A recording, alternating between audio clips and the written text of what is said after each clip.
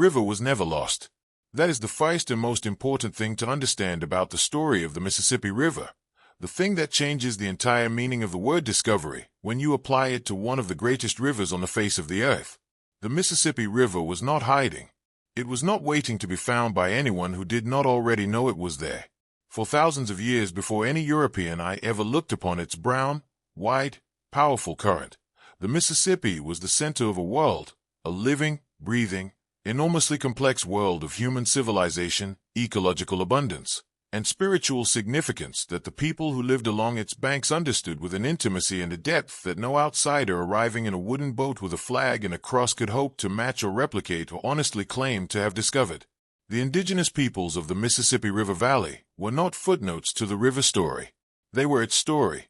They were the ones who knew the river's moods, when it flooded and when it ran low, which channels were navigable and which were treacherous, where the catfish ran deep and the waterfowl gathered in numbers that darkened the sky. They were the ones who built their cities along its banks and fed their children on its fish and buried their dead in mounds that still rise from the flat floodplain today as evidence of a civilization so sophisticated and so large that its very existence challenges the comfortable myths that European colonizers told themselves about what the Americas were before they arrived. The greatest of these civilizations was centered at a place that archaeologists now call Cahokia, a city that rose on the eastern bank of the Mississippi, just across from where the city of St. Louis, Missouri stands today, sometime around 1050 AD, and grew within a century into the largest city in North America north of Mexico. At its peak, Cahokia housed perhaps 20,000 people, more than the population of contemporary London, living in a planned urban environment centered on enormous flat-topped earthen mounds, the largest of which, Monk's Mound, rises 10 stories high and covers more ground at its base than the Great Pyramid of Egypt.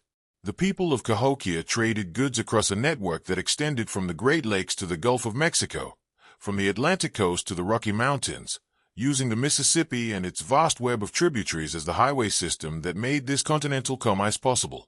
When Cahokia declined and eventually collapsed, probably due to a combination of environmental degradation, climate change, and social upheaval around the 13th and 14th centuries, it was replaced not by emptiness but by dozens of smaller nations and confederacies that continued to live along the river and its tributaries in sophisticated, organized, deeply rooted communities. The Ojibwe knew the river's northern reaches near its source. The Dakota and the Lakota called the Upper River home. The Illinois Confederation lived in the Middle River Valley. The Chickasaw, the Choctaw, the Natchez, whose civilization at the time of European contact included a hereditary ruler called the Great Sun, who was carried on a litter and whose subjects prostrated themselves in his presence, all called the Lower River Valley their home. Each of these nations knew the river by their own name. The Ojibwe called it Mississippi, the Great River. It is from this name, through French transliteration, that the word Mississippi eventually came. None of this history was visible to the first Europeans who arrived at the river's edge. Or rather, it was perfectly visible. The mounds were there. The villages were there. The people were very definitely there. But Europeans in the 16th and 17th centuries were not looking at North America with eyes trained to see what was actually in front of them. They were looking for something specific. They were looking for gold. They were looking for passage to Asia. They were looking for conquest and wealth and glory and the kind of dramatic territorial acquisition that would justify the enormous expense and danger of crossing the Atlantic. They were not looking for a river valley already occupied by millions of people living in complex societies, because finding that would complicate the story they wanted to tell about what they were doing and why they had the right to do it. The first European to see the Mississippi River, or at least the first for whom we have a written historical record, was a Spanish conquistador named Hernando de Soto, and his story is one of the most extraordinary, brutal, and ultimately tragic journeys in the entire history of European exploration of the Americas. De Soto was not an accidental explorer or reluctant adventurer. He was a professional conqueror, a man who had made his reputation and his fortune participating in the conquest of Central America and Peru, where he had been part of the force that captured the Inca Emperor Atahualpa and helped extract the largest ransom in history, a room filled with gold to its ceiling, before killing him anyway. He was experienced, capable, ruthless, and consumed by the particular combination of greed and ambition that the Spanish colonial enterprise rewarded and celebrated. In 1539, De Soto landed on the western coast of Florida with an army of approximately 600 soldiers, 200 horses, a herd of pigs intended as a mobile food supply, and a collection of equipment that included war dogs, large, fierce animals trained to attack human beings, and chains and shackles for enslaving the indigenous people he expected to find along the way. He had been given the governorship of Florida by the Spanish crown and the license to conquer whatever lay beyond it. He intended to find another Peru, another enormous indigenous empire sitting on top of incomprehensible quantities of gold, waiting to be seized by force. What he found instead was catastrophic, for him and, far more devastatingly, for the people his army encountered. De Soto's expedition marched through the interior of the southeastern North America for 4 years, covering an enormous and erratic route through what are now the states of Florida, Georgia, South Carolina, North Carolina, Tennessee, Alabama, Mississippi, Arkansas, Oklahoma, Louisiana, and Texas. They crossed major rivers and mountain ranges.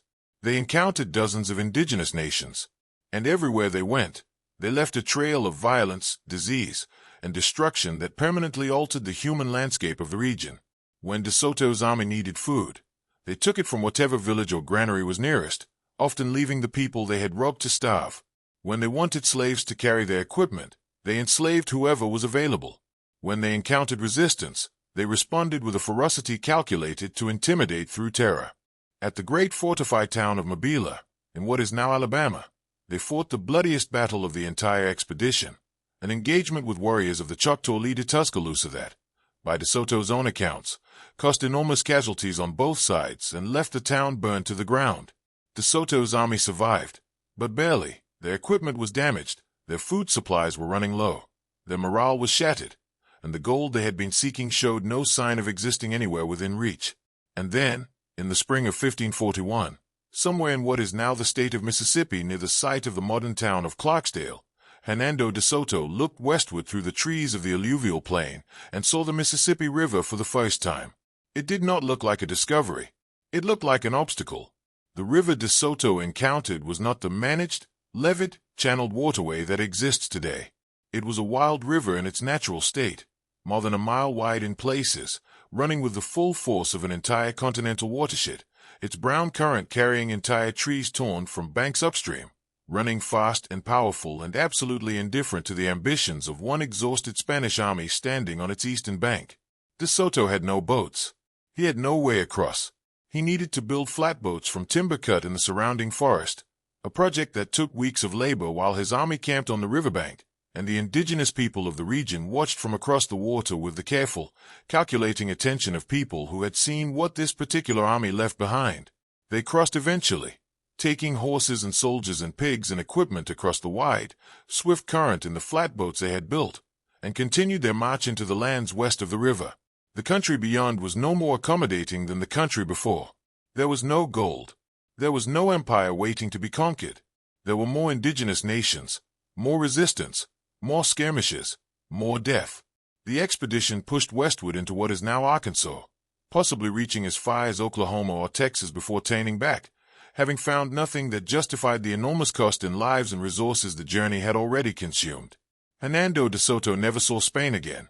In the spring of 1542, weakened by fever and exhausted by 4 years of brutal marching through country that had refused to surrender its riches, he died somewhere on the banks of the Mississippi River, the same river that he had crossed a year earlier in search of glory. His men, afraid that the indigenous people around them would be emboldened if they learned that the man they had presented as a divine being was mortal and dead, wrapped his body in weighted blankets and lowered it into the river at night. Committing him to the current of the great river, he had been the first European to cross. The survivors of De Soto's expedition, fewer than half of the men who had landed in Florida 3 years earlier, made their way down the river in boats they built on its banks, navigating the lower Mississippi through the summer of 1543, and eventually reaching the Gulf of Mexico and making their way along the coast to Spanish settlements in Mexico. They brought back no gold, no conquest, no territory. They brought back stories of a vast interior that had resisted everything thrown at it. And they brought back, though they could not have known this at the time, the diseases that their contact with indigenous communities along their route had spread. Epidemics of smallpox, measles, and other European diseases for which the indigenous population had no immunity, which would sweep through the interior of the continent in the decades that followed and kill millions of people who had never seen a European face. The next European to arrive at the Mississippi came from a different direction and with a different intention. He was a French explorer and fur trader named Louis Joliet, and his companion was a Jesuit missionary named Jacques Marquette.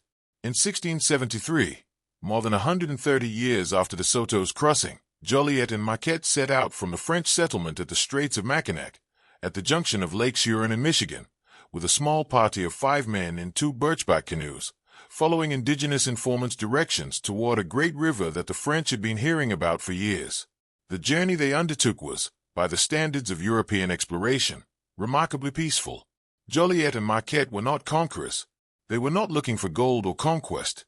They were looking for a river.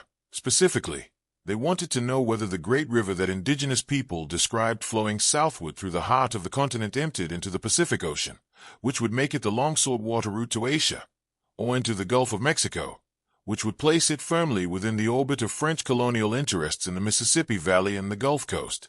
They found the Mississippi by paddling down the Wisconsin River to its junction with the Great River on June 17, 1673, entering the broad, brown current of the upper Mississippi and turning southward with the current. Their journey down the river was one of the most genuinely exploratory journeys in North American history, not because no one had been there before, because every stretch of river they paddled had been traveled by indigenous people for thousands of years, and their guides and informants at every stop were indigenous people who knew the river far better than they did, but because they were documenting what they saw with the careful, curious attention of people whose primary purpose was information rather than conquest. Marquette's journal of the journey describes the river and its surroundings with a wonder that feels genuine and is genuinely touching. The abundance of game, the beauty of the landscape, the size and strength of the current, the richness of the soil in the river valley. He describes the encounters with indigenous nations along the route with a mixture of religious purpose and honest curiosity, recording details about their customs and languages and the goods they used that have become valuable historical documents for understanding those communities as they were in the 17th century. Joliet and Marquette paddled south to the confluence of the Arkansas River, where conversations with indigenous people that convinced them that the river they were following emptied into the Gulf of Mexico rather than the Pacific, which meant that continuing further south would bring them into territory claimed by Spain, with whom France was at that moment in a complicated diplomatic relationship. They turned back, paddling north against the current, and returned to report their findings. The Mississippi, they could confirm, flowed south to the Gulf of Mexico. The heart of the continent was French, or at least, France was the European power best positioned to claim it. The man who would actually stake that claim, and who would add the final dramatic chapter to the European story of the Mississippi's exploration, was a French explorer named René Robert Cavelier, Sieur de La Salle. La Salle was a man of extraordinary vision, extraordinary ambition, and extraordinary personal difficulty, someone who could inspire absolute loyalty in some followers and absolute animosity in others, who could conceive plans of breathtaking scope and execute them with impressive capability, and who could also make enemies with such consistent efficiency that he eventually ran out of places where his enemies could not reach him. La Salle's vision was enormous. He wanted to descend the Mississippi from its upper reaches all the way to the Gulf of Mexico, claim the entire river valley for France, and establish a chain of French forts and settlements that would contain the growing English colonies on the Atlantic coast and give France control of the interior of the North American continent. It was an imperial vision of the first order, and in February 1682, he actually executed it. La Salle set out from the Illinois country with a party of about 50 people, French soldiers, fur traders, and indigenous allies from several nations, and descended the Mississippi from the Illinois River south through the winter and early spring. He traveled through the territories of the Chickasaw, the Natchez, and other nations of the lower river valley, negotiating passage and making alliances with the skill of an experienced frontier diplomat. And on April 9, 1682, at the mouth of the Mississippi River where it fans out into the marshes and distributaries of the Louisiana Delta, and the Brown River water meets the blue-green water of the Gulf of Mexico, La Salle planted a cross and a French royal standard in the mud and performed a ceremony that he recorded with great legal precision. He named the entire river valley Louisiana, in honor of King Louis XIV. He claimed it all, every tributary, every valley, every nation living within the watershed of the Mississippi and its connected rivers, for the French crown. He had the ceremony witnessed and notarized. He performed it with the complete conviction of a man who believed that he had the right and the authority to claim, on behalf of a king sitting in a palace in France, a territory larger than Western Europe, most of whose inhabitants had no idea that the ceremony was happening or that their world had just been claimed by a stranger with a flag. La Salle did not live to see what his vision would eventually produce. He was assassinated by members of his own expedition in 1687 during a disastrous attempt to establish a French colony at the mouth of the Mississippi from the Gulf side, a venture beset by navigational errors, disease, internal conflict, and the accumulated enmity of men who had suffered too much under his demanding leadership. He was shot in the head somewhere in the wilderness of what is now eastern Texas, his body left unburied in the brush while his murderers argued about what to do next.